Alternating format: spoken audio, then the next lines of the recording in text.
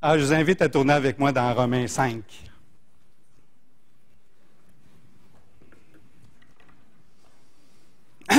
Alors, je vais tout de suite commencer en vous disant que le message de ce matin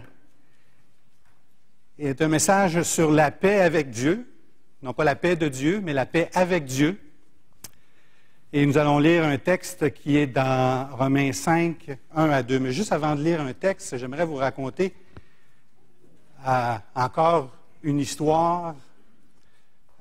Comme vous le savez, il y a plusieurs années, pendant que mon fils était impliqué dans le football amateur, je me suis impliqué avec lui comme entraîneur, comme président d'association, comme directeur d'équipe élite. Et puis, j'ai vécu toutes sortes d'expériences dans ce rôle-là. Et puis, régulièrement, je vous raconte de ces expériences-là pour illustrer la parole de Dieu. Puis, des fois, j'ai l'impression que vous allez être tanné d'entendre ça, mais là, je pense que ça fait longtemps que je n'en ai pas parlé. Là.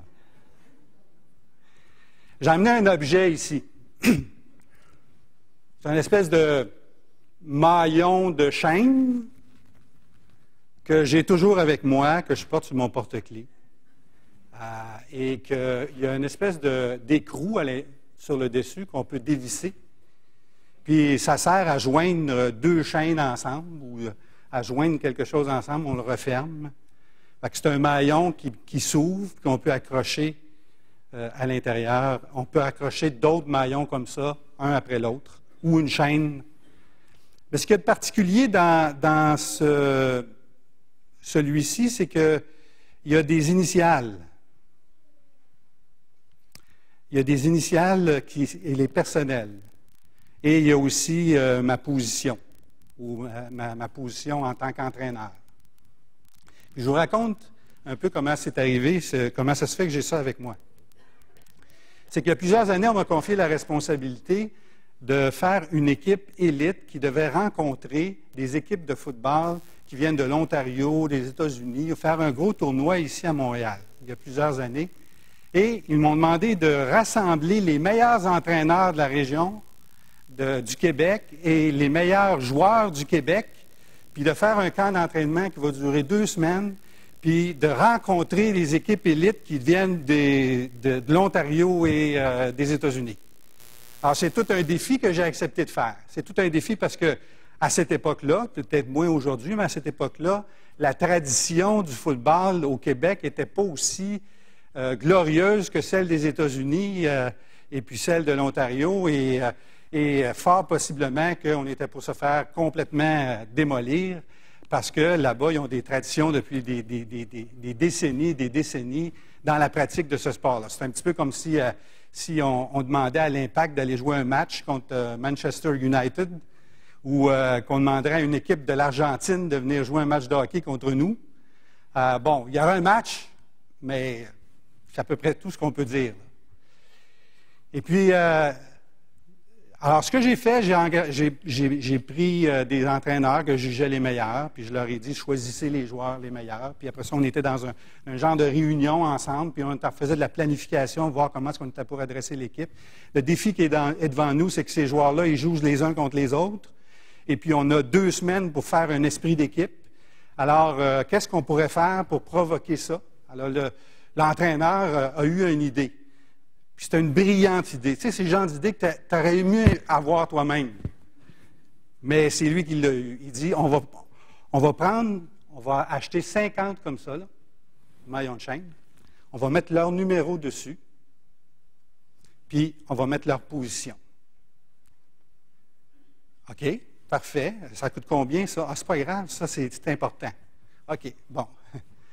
Fait que j'achète les 50, je les fais mettre tous les numéros. Il en a donné à chacun des joueurs personnellement avec son numéro, sa position. Puis à chaque fois qu'il y avait un entraînement, 5 fois par semaine, à chaque fois qu'il y avait un entraînement, bien, le joueur arrivait avec son maillon, il s'habillait, il attachait ses souliers, puis il l'accrochait après les autres. Fait qu'à la fin, on avait une chaîne de 50 maillons, 49 maillons. Puis là, l'entraîneur, lui, il venait mettre le dernier, puis il reliait tout ça ensemble. Puis là, après ça, on le testait. juste avant l'entraînement, là, on se mettait tout autour de ça, puis tout le monde en prenait une partie, puis on tirait dessus de toutes nos forces. Puis on essayait de le briser. Puis là, l'entraîneur nous faisait croire que comme cette chaîne-là est indestructible, qu'on était pour gagner le match, qu'on était pour être victorieux contre cette équipe-là. Il est tellement bien fait à croire que les joueurs ont gagné le tournoi facilement.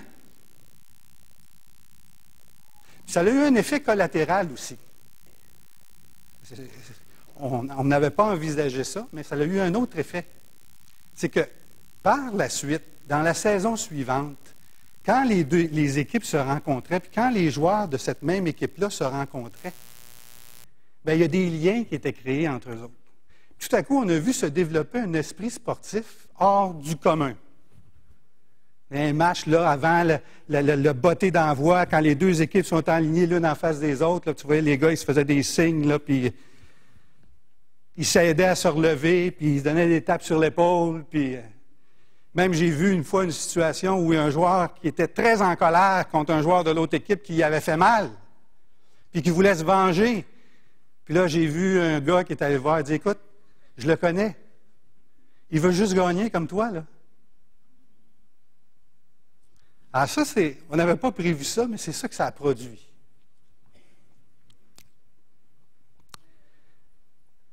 Les maillons de la chaîne. Le texte que j'ai choisi de regarder avec vous ce matin, c'est un texte que j'ai commencé à étudier avant les fêtes, qui couvre Romains de 5 à 8. Et j'ai commencé à regarder ça, puis je m'aperçois qu'en lisant le texte, puis en traduisant, puis en essayant de comprendre, j'ai l'impression que Paul, c'est ce qu'il est en train de faire. Il est en train de mettre des maillons un après l'autre pour nous donner de l'assurance dans la foi. Parce que c'est un problème, l'assurance de la foi. En tout cas, moi, je le remarque depuis que je suis pasteur, même avant, mais depuis que je suis pasteur, je visite souvent des gens, puis très souvent, je rencontre des gens qui sont intimidés par la vie chrétienne, qui sont découragés, qui n'arrivent pas, qui ont l'impression qu'ils ne grandissent pas, qui sont pris avec des combats spirituels, des péchés dans leur vie, des situations qui aimeraient se débarrasser, mais qui ne peuvent pas se débarrasser, qui n'arrivent pas à vivre la vie chrétienne qu'ils voudraient vivre, qui ne se sentent pas d'attaque pour vivre ça, qui ont besoin d'être rassurés, encouragés dans leur foi. Et Paul, dans ce texte-là, de 5 à 8, il donne une série de maillons qui sont reliés les uns aux autres.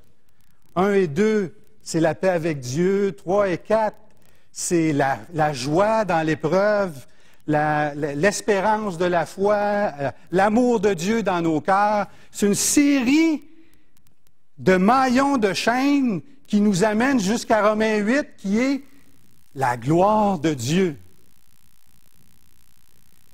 Je dirais même qui nous mène à Jésus-Christ, là où il se trouve en ce moment. Vous vous rappelez, cet été, j'avais fait une prédication sur la tempête dans une barque. Puis le problème, c'est que les gens n'avaient pas réalisé que leur sort était lié à la personne de Jésus-Christ. Donc, ils avaient peur, parce qu'ils ne comprenaient pas que leur sort était lié à la personne de Jésus-Christ. Tu as beau avoir une tempête, puis que la barque se remplisse, si ton sort est relié à la personne de Jésus-Christ, qu'est-ce que ça fait? Jésus-Christ, il dormait parce qu'il savait qu'il ne mourrait pas dans une tempête. Il savait où il allait mourir. Notre sort est lié à la personne de Jésus-Christ. Et Jésus-Christ est mort sur la croix, nous sommes morts à la croix. Il est ressuscité, nous sommes ressuscités avec lui. Il est où maintenant? Il est à la droite du Père et nous allons là. Et ce texte nous lie à Jésus-Christ. Et souvent, on a besoin juste de vérifier si on est bien attaché encore là. On a besoin de se rassurer. Ce que je voudrais faire ce matin, en vous parlant du premier maillon de la chaîne, qui est la paix avec Dieu. Alors, premièrement, j'aimerais qu'on regarde ensemble les caractéristiques de la paix avec Dieu. On va juste lire le texte. Je l'ai appris par cœur, c'est pour ça que je passe par-dessus, mais j'oublie que vous êtes là. Étant donc justifiés par la foi, nous avons la paix avec Dieu par notre Seigneur Jésus-Christ, à qui nous devons d'avoir eu par la foi accès à cette grâce dans laquelle nous demeurons fermes et nous nous glorifions dans l'espérance de la gloire de Dieu. Notre Seigneur, notre Dieu, on aimerait ce matin, Seigneur, à l'aide de ce texte, être rassuré. Être rassuré sur notre foi, sur notre justification. Être encouragé dans notre vie de tous les jours. On aimerait ressortir ce matin, Seigneur, avec la joie d'avoir entendu ta voix. Et on s'en remet à toi. Je te remercie et je te prie au nom de Jésus-Christ. Amen. Alors, étant donc justifiés par la foi, nous avons la paix avec Dieu. Le verbe principal dans cette phrase-là, c'est le verbe avoir. Nous avons la paix avec Dieu. Nous obtenons la paix. C'est un verbe qui, en grec, est au présent. C'est-à-dire que nous avons la paix avec Dieu. Nous obtenons la paix avec Dieu. Nous possédons la paix avec Dieu. Elle nous appartient. Nous l'avons. Étant justifié. Le verbe justifié, ici, c'est un participe. C'est un participe passif aussi. Ça veut dire que si on prend le verbe justifier et puis on le met à l'actif, on va dire « je justifie ». Comme je justifie une colonne, je justifie une dépense. Je fais une dépense puis je dois la justifier. Si ce verbe-là est à la forme moyenne, on dit « je me justifie ». Bon, pas besoin d'expliquer ça. Ceux qui ont des enfants savent ce que c'est. Hein? Quand on se justifie, on essaie de dire, ben c'est correct, qu'est-ce que j'ai fait? J'ai des bonnes raisons de l'avoir fait. Alors, on ressent le besoin de se justifier si on a fait une mauvaise action, puis on l'explique. Mais quand le verbe est au passif, c'est « je suis justifié ». OK? Ça veut dire que ce n'est pas le sujet qui fait l'action. Puis, dans cette forme-là, le verbe il apparaît 15 fois dans l'Épître aux Romains. C'est vraiment au centre. Le mot justice, justification, puis le verbe apparaît 54 fois, je pense. Puis, dans la forme passive, le verbe apparaît 15 fois. C'est très important. On est justifié. On est justifié. C'est justement, on est justifié. Ce n'est pas nous qui agissons d'une manière juste, c'est Dieu qui nous justifie. Il y a quelque chose qui s'explique comme, c'est comme une déclaration de Dieu faite à un individu qui fait force de loi. La loi de l'Ancien Testament, la loi que Dieu a écrite, la loi, elle nous condamne. Que vous le vouliez ou non. Si vous n'êtes pas convaincu de ça, vous avez juste à écouter les paroles de Jésus qui dit, si quelqu'un regarde une femme pour la convoiter, il l'a déjà convoité. Il a déjà commis l'adultère. Si quelqu'un dit idiot, imbécile dans son cœur, il a déjà tué la personne. Ça, c'est le critère de Dieu. Ça, c'est vraiment important dans le sens que souvent, dans notre société, des fois, les critères de justice varient. Et puis, mais ce n'est pas selon les critères de la justice de Dieu qu'on est condamné, de la justice qu'on est condamné. C'est selon les critères de justice de Dieu. Dans notre société, ici au Québec, on peut tuer ses 2 enfants de 46 coups de couteau puis de ne pas être criminellement responsable. On ne parle pas de culpabilité, on parle de responsabilité. Mais dans la loi de Dieu, il n'y a pas cette nuance-là. C'est tu ne tueras point. Puis la conséquence de commettre un péché, c'est la mort, selon les critères de Dieu. Et tout à coup, la justification s'explique qu'à un moment donné, Dieu, du haut du ciel, fait une déclaration. Je déclare Guy Gravel juste. Et cette déclaration-là fait force de loi sur la déclaration qui est déjà en cours, qui est celle de la loi, qui me condamne. Et cette déclaration-là est beaucoup plus... C'est comme une déclaration de la Cour suprême, là. Je suis justifié par Dieu. Deuxièmement, elle n'est pas donnée généralement, mais personnellement. Étant donc justifié par la foi, ici, il y a une adresse. C'est comme le prédicateur, à chaque fois, il a la responsabilité de livrer un message à la bonne personne, à la bonne adresse. Puis ici, moi, j'ai une adresse comme prédicateur. Ça s'adresse à ceux qui ont été justifiés par la foi. Peut-être que ça ne s'adresse pas à vous, mais écoutez pareil. Mais ici, Paul parle à ceux qui ont été justifiés par la foi. C'est pas tout le monde est justifié. C'est pas Dieu a tellement d'amour qu'il a pardonné à tout le monde, puis tout le monde. Non, c'est ceux qu'il a justifiés. C'est personnalisé, un petit peu comme notre maillon ici, qui est personnalisé. C'est-à-dire que chacun des joueurs qui ont reçu ce maillon-là ont été choisis par des entraîneurs. On a choisi certains individus à travers toute la province de Québec, puis on a écrit leur nom dessus, puis on les a donnés. Pas tout le monde qui a été justifié. Elle est donnée personnellement. Elle s'obtient par la foi, manifestée par l'obéissance.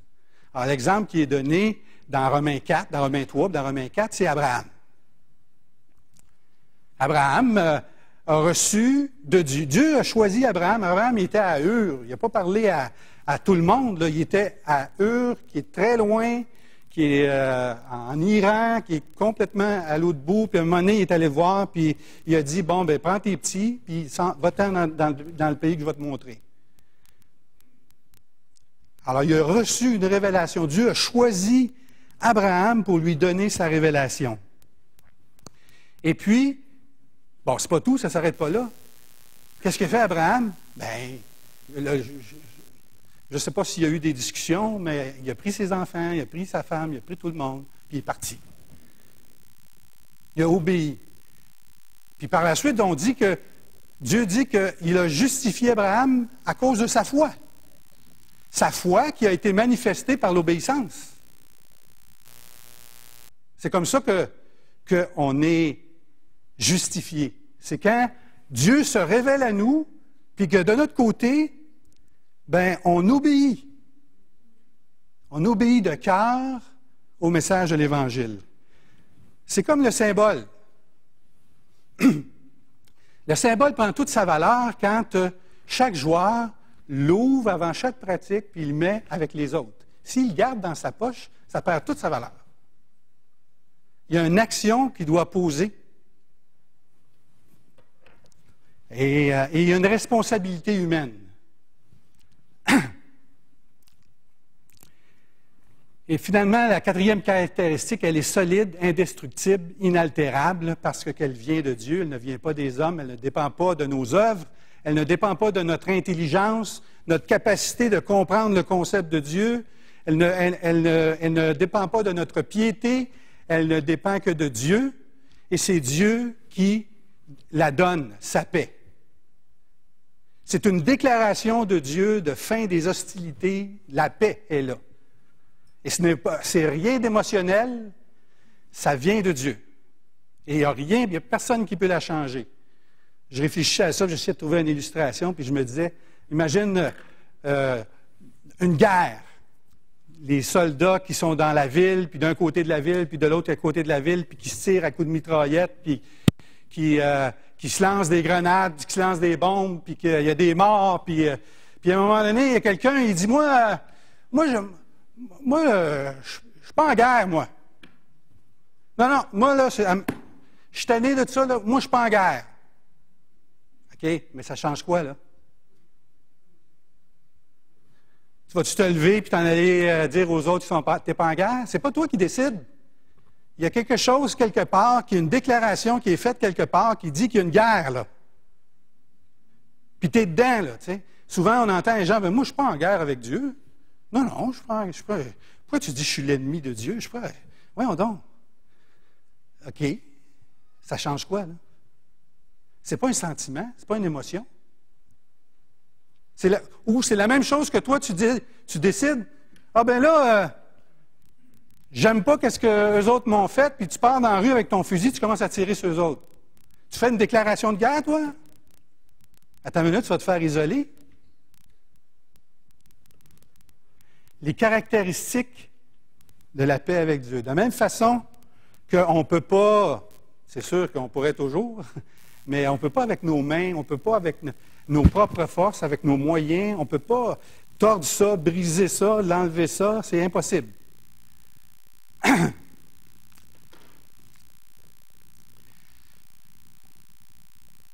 Le deuxième point que j'aimerais vous amener, c'est le lien entre Jésus-Christ et la paix avec Dieu. De la même façon que mon entraîneur Mathieu, avec son idée brillante, qui a fait un lien entre cette chaîne-là et la victoire, j'aimerais faire le lien entre la justification, la paix avec Dieu et la personne de Jésus-Christ. Parce qu'il y a un lien. La paix avec Dieu s'obtient par le paiement de notre dette envers Dieu.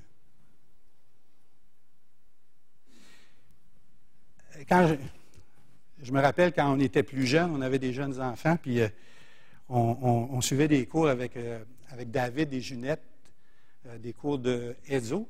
Je ne sais pas si tu te rappelles, David. On a eu vraiment les bons temps, puis c'était vraiment encourageant. Puis à un moment donné, on discutait de la valeur réhabilitatrice de la correction. C'est ça, c'est comme ça qu'on dit ça? La correction physique, mais pas seulement que la correction physique, la correction en général d'un enfant. Parce que la famille nous parle beaucoup de la justification. Hein? Parce que le père, lui, il donne des recommandations, des principes, et puis l'enfant doit obéir. Puis quand il n'obéit pas, bien, il doit y avoir des conséquences. Hein? On ne peut pas dire, bon, OK, ben, c'est pas grave, tu reprendras la prochaine fois. Oui, on peut dire ça, mais tu sais, quand ça fait 10 fois, là, il doit y avoir des conséquences. Puis il y a quelque chose de bien pour un enfant de recevoir une conséquence. Parce que s'il a commis une désobéissance, bien, quand il reçoit sa conséquence, bien, après, c'est fini. Après, c'est correct, c'est réglé, c'est pardonné, on oublie ça. Il ne traîne pas de la culpabilité le restant de ses jours pour avoir fait quelque chose. Non, il a commis quelque chose de mal. Il a payé pour ça. Il a rencontré les exigences que son père lui demandait de rencontrer.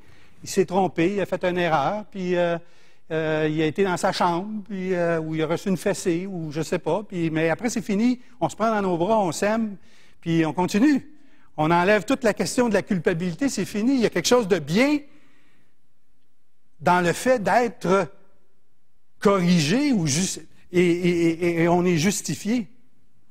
Le problème, c'est que nous, on n'est pas capable de payer cette dette-là. Parce qu'on ne possède pas suffisamment pour rembourser notre dette envers Dieu. Et c'est là que toute la question de l'expiation vient en ligne de compte. Christ est mort à notre place. Et Dieu a agréé, dans le sens qu'il a accepté. Il a dit, ouais, OK, ça, là, lui, là, OK, je le prends. Et c'est suffisant pour le crime que lui a commis. Souvent, on dit à la légère, Dieu m'a pardonné mes péchés. C'est pas tout à fait ça, là. Quand on y pense comme il faut, là, c'est vrai que Dieu, de façon générale, a pardonné nos péchés, mais c'est pas tout à fait ça. C'est Christ a payé. Tu sais, souvent, on dit pour un criminel qui a commis un crime, il va en prison, 10 ans, il sort de prison, il a payé sa dette à la société. Moi, je ne suis pas capable de la payer. Christ l'a payé à ma place. Et c'est pour ça que je suis pardonné. Dieu ne pardonne pas juste simplement parce qu'il est bon, il est amour. Mais parce que, sinon, tout le monde serait au ciel. Hitler, Ben Laden, tout le monde, à cause de l'amour de Dieu qui est infini. Mais ne négligeons pas la justice de Dieu qui est là aussi. Ça serait injuste.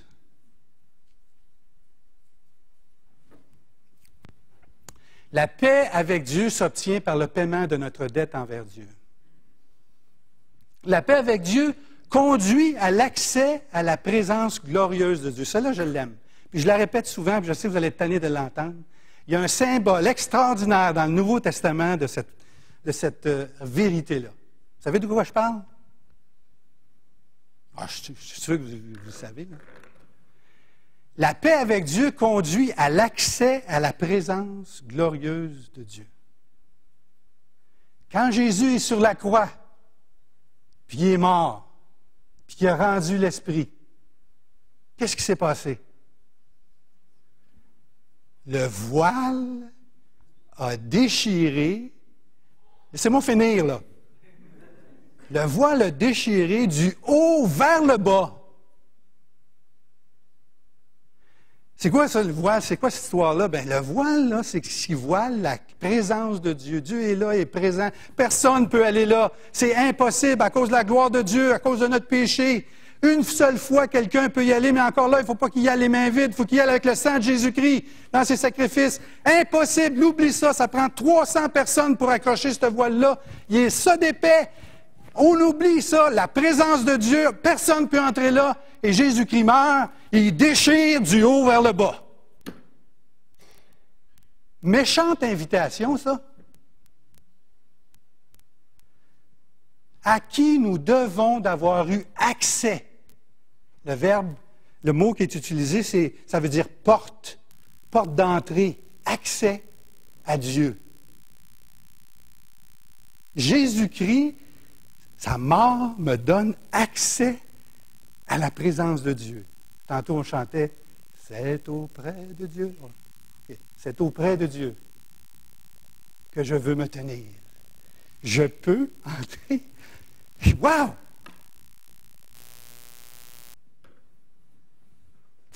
Karen, elle trouve que je ne chante pas bien, hein, c'est ça? La paix de Dieu s'expérimente par l'accès continuel au trône de sa grâce. Il y a cette invitation-là, elle n'est pas juste une seule fois, là, où tout à coup on réalise que Dieu, c'est pas juste une conversion ou que je peux entrer dans la présence de Dieu. Je suis certain que les Juifs, au moment où le voile est déchiré du haut vers le bas, il y avait un voile de sperme, puis le lendemain, il était remplacé. Ça, je suis convaincu de ça. Mais trop tard, le symbole était lancé. C'est que spirituellement, on peut aller tous les jours dans la présence de Dieu pour dire nos besoins, pour prier à Dieu, pour le supplier dans notre faiblesse. C'est le trône de la grâce. Et cet accès-là est possible par la personne de Jésus-Christ.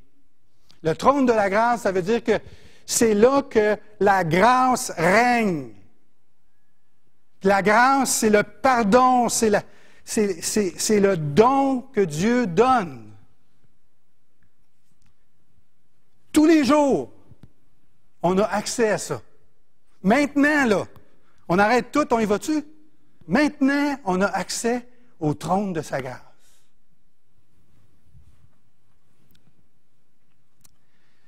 Troisièmement, comme je vous l'ai expliqué dans mon introduction, à un moment donné, l'entraîneur a fait une expérience, a fait vivre une expérience aux joueurs. Il lui a fait tester son symbole. Il a dit, allez-y, brisez-le. Brisez-le. Mettez tous vos efforts, mettez toutes vos forces pour le briser, pour le tester. Parce qu'il savait que le résultat de ça, ça serait qu'il se dirait, je ne peux pas. C'est impossible.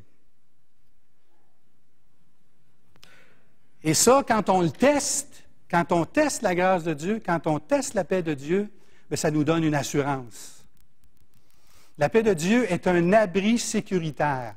Parce que dans le texte, il nous dit dans laquelle, en parlant de cette grâce-là, qui est un peu un synonyme de la paix de Dieu dans ce texte, qui dit nous demeurons fermes, dans laquelle nous demeurons fermes.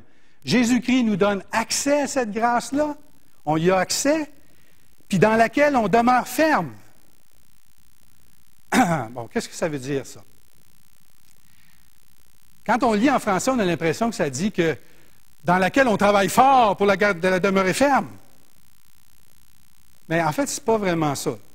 Le mot qui est utilisé, ce n'est pas le mot qui est utilisé habituellement pour demeurer. C'est un mot qui plutôt qui veut dire se placer, s'installer.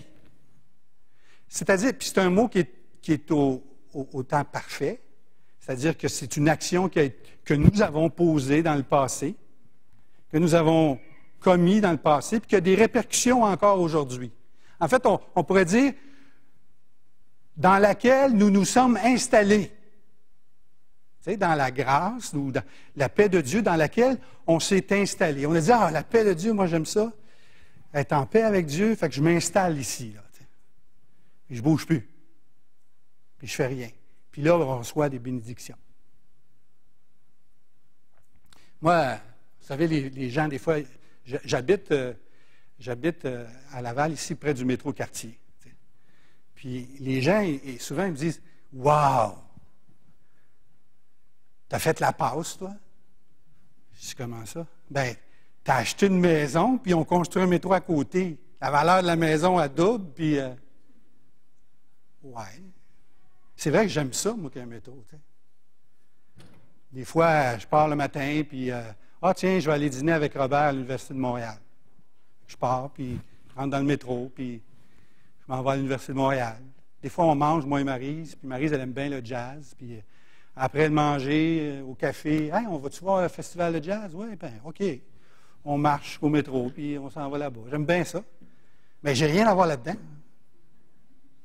Bon, j'ai bien un beau-frère qui travaille pour la ville, là, mais... Moi, la seule chose que j'ai le mérite, là, c'est d'avoir regardé cette maison-là, là, qui est la maison, soit dit en passant, où Maryse a été élevée. Puis j'ai dit, hey, ça fait mon affaire, ça. Le prix est bon, puis je l'achète. Puis je m'installe là. C'est un peu le sens de ce texte-là. C'est pas parce qu'on est bien bon et qu'on travaille fort pour rester ferme, là. C'est parce qu'on a fait un bon choix à un moment donné. Puis on s'installe là, puis on ne bouge plus. Puis les bénédictions arrivent. La paix avec Dieu, c'est une solide garantie de sa bienveillance. Là, j'aimerais ça vous prendre quelques minutes parce que je cherchais une illustration de la bienveillance de Dieu. Puis je me suis dit que ce serait bien de vous parler de certaines situations qu'on a vécues à l'Église ici dans les 50 dernières années. En tout cas, je vais vous parler de 3 situations qu'on a vécues dans les années 80, dans les années 90 et dans les années 2000. Oui, merci. Merci, Mathieu. Et voir comment Dieu a été gracieux envers nous. Dernièrement, on est allé manger chez Jocelyne et Georges, puis Denis et Brigitte étaient là, puis on a parlé d'une situation qui s'est passée dans les années 80, je ne sais pas si tu te rappelles. Ça m'a fait du bien de parler de ça parce que je pense que ça faisait longtemps qu'on n'en avait pas parlé. Mais je ne sais pas si vous saviez, d'ici, dans l'Église, ici, dans les années 80, il y a eu une division importante. Il y a un homme qui était très charismatique et un peu marginal, un peu ses bords, qu'on appelait Pépère, ou Richard Maisonneuve, qui était extrêmement zélé pour le Seigneur. M. Bernier était là, était extrêmement zélé pour le Seigneur. Et puis oui, tout le monde, il y en a qui lèvent la main, là. Puis là, à un moment donné, il allait dans les parcs, puis il y avait beaucoup de conversions dans ce temps-là, puis l'église se remplissait. On était dans la petite église de la rue Vallière, puis on était 125, puis c'était plein à craquer. Il y avait du monde dehors, puis il y avait tout le temps des nouvelles personnes, nouvelles affaires qui se passaient, puis le Seigneur est bon, puis il bénissait. Puis un bon dimanche, là, il y avait à peu près la moitié qui n'était pas là. Quarantaine de personnes qui n'étaient pas là. Puis là, on a appris qu'il y avait une assemblée qui se faisait ailleurs. On appelait ça l'assemblée des chaises. Je ne sais pas si vous vous rappelez de ça. C'était une situation qui, pour moi, comme en tant que jeune chrétien, c'était extrêmement difficile à vivre. Pas nécessairement parce qu'on n'avait pas les mêmes doctrines théologiques. Je ne pense pas que c'était là le problème. C'est qu'il y avait une déchirure relationnelle. La moitié de l'Église s'est sentie rejetée par l'autre. Et c'était un climat pendant près de 2 ans qui était très lourd, très difficile, une souffrance, une léthargie. Puis M. Héron avait beau essayer du mieux qu'il pouvait de nous encourager, mais il y avait cette poids dans l'âme qui était là. Puis Dieu, dans sa grâce, à un moment donné, a parlé au cœur de Richard. Puis Richard est venu devant l'Assemblée, puis s'est humilié, puis il a demandé pardon. Puis là, les gens sont venus. Ah, c'est sûr qu'il y en a qu'on a perdu, là. Puis là, on s'est pris dans nos bras, on s'est embrassés, on s'est accompagnés. Et la blessure a été guérie par la grâce de Dieu. Dieu a vu ça et il est venu au secours de son Église. 1990, construction de l'Église. Bon, dans les années 1990, je ne sais pas exactement dans quelle année. On est en train de construire une Église. Ça fait des années qu'on tourne en rond, qu'on va d'une école à l'autre et puis qu'on est constamment... il y a beaucoup de... Hugo, il est là, tiens. Il peut nous en parler, là. On était dans le trouble. Tout le monde travaillait. Le soir, on travaillait. Le jour, on travaillait. Le soir, on venait travailler à l'église. Ça devenait fatigué. Puis on n'avait pas de directeur de chantier. Et puis, quand tu n'as pas de directeur de chantier, bien là, on s'expose, là. C'est dangereux, parce que là, les frères, entre eux autres, bien, disent, c'est comme ça qu'on devrait faire ça. Puis là, l'autre, il dit, non, c'est comme ça qu'on devrait faire ça. Et puis, c'est pas long que, oups, la tension monte, et puis on est fatigué en plus, puis c'est dangereux. Franchement, quand on regarde cette situation-là de l'extérieur, puis on le regarde, on était dans une situation dangereuse et critique au niveau de l'Église. Peut-être même qu'encore aujourd'hui, il y a des blessures qui ont été créées à ce moment-là qui ne sont pas encore guéries. Juste pour vous dire. Puis je parlais avec Denis, il me racontait qu'une fois, il est arrivé une situation où il était dehors, ici en arrière, proche du trottoir, là, juste ici derrière. Puis il était en train d'essayer de mettre ensemble les formes du toit. Une pièce, là, maîtresse là, dans la construction de l'Église. Et puis là, il essayait d'un bord, il essayait de l'autre. Lui, il disait c'était comme ça, l'autre disait c'était comme ça, puis c'était difficile. Il dit, Denis me dit, moi, j'étais découragé. Là, tu sais. Là, à un moment donné, il y a un monsieur qui sort puis qui nous regarde travailler, tu sais, puis il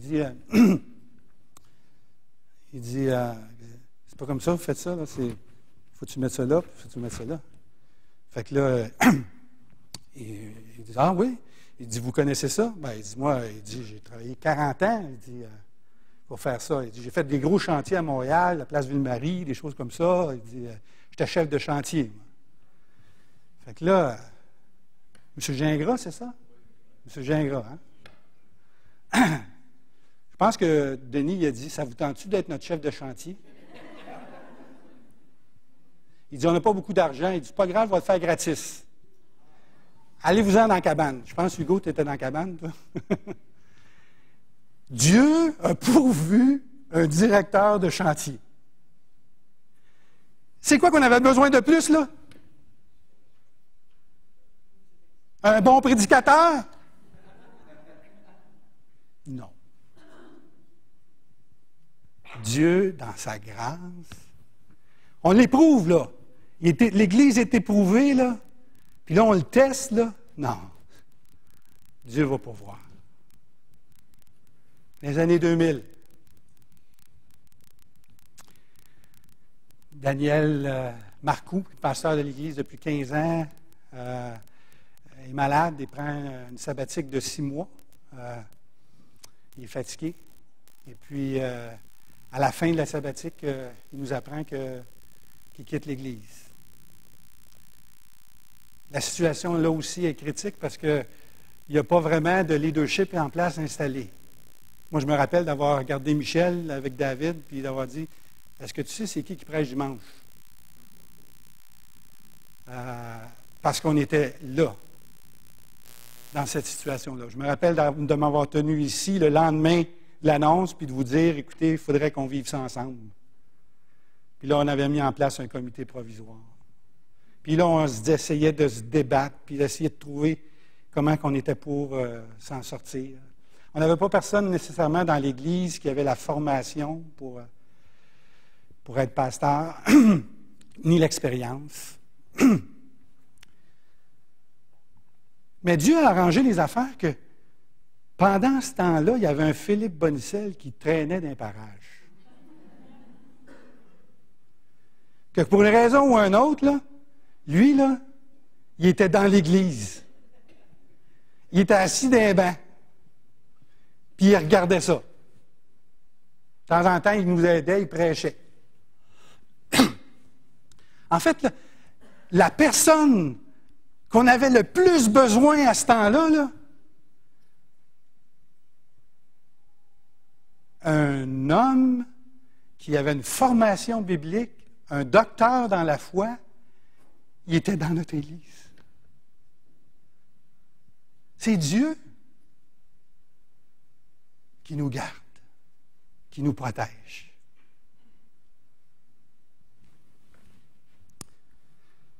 La paix avec Dieu est un avant-goût de l'éternité.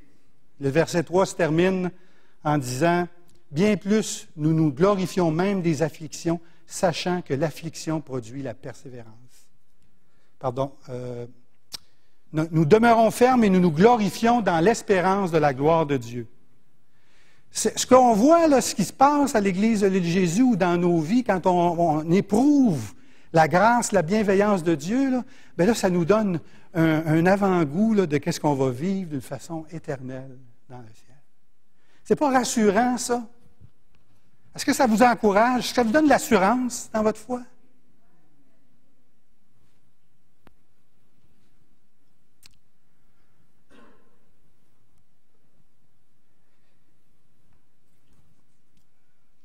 J'aimerais vous dire que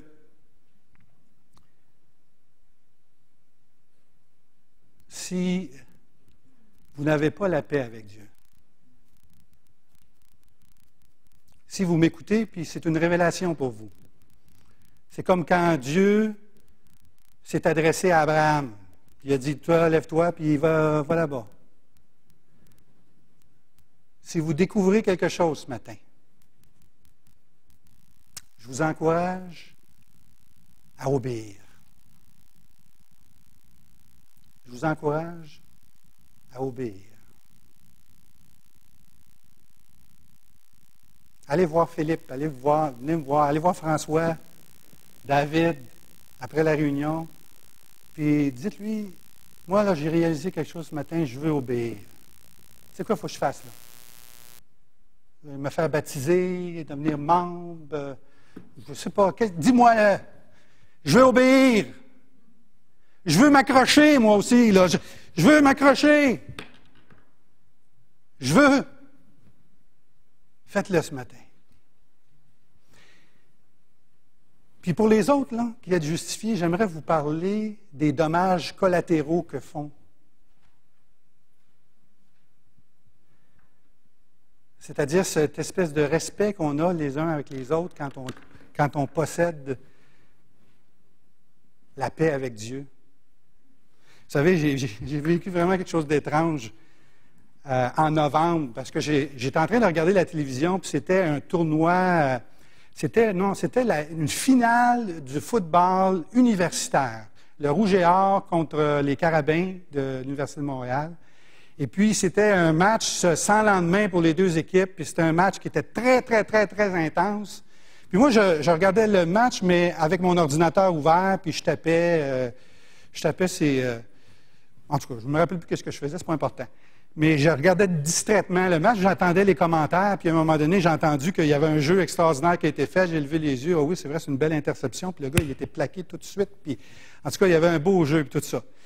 Puis là, à un moment donné, j'entends je continue à travailler, puis là, j'entends les gens qui disent, oh, attention, les deux joueurs s'éloignent de leur équipe, puis c'est comme si tout le monde est là, puis les arbitres sont là, puis tout ça. Puis les deux joueurs s'éloignent, eux autres. Puis ils s'en vont vers les lignes de côté, puis ils se parlent. Puis ils se parlent fort. Puis c'est deux joueurs de deux équipes différentes, là. Puis ils se parlent très, très fort, puis en tout cas on voit vraiment qu'ils ne sont pas contents l'un contre l'autre. Puis là, à un moment donné, les arbitres voient ça, puis ils se mettent à siffler, puis les joueurs se mettent à courir, puis ils se mettent à courir vers les joueurs pour essayer de les séparer. Puis là, le commentateur, il dit le nom des deux joueurs. Vous savez quoi? Moi, je n'étais pas inquiète. Moi, je savais qu'ils ne se battraient pas. Je savais parce que ces deux joueurs-là, là, ils ont un maillon de la chaîne. Puis effectivement, c'est ça qui est arrivé. J'ai levé les yeux, puis les gars se sont donné une tape sur l'épaule, puis ils sont retournés.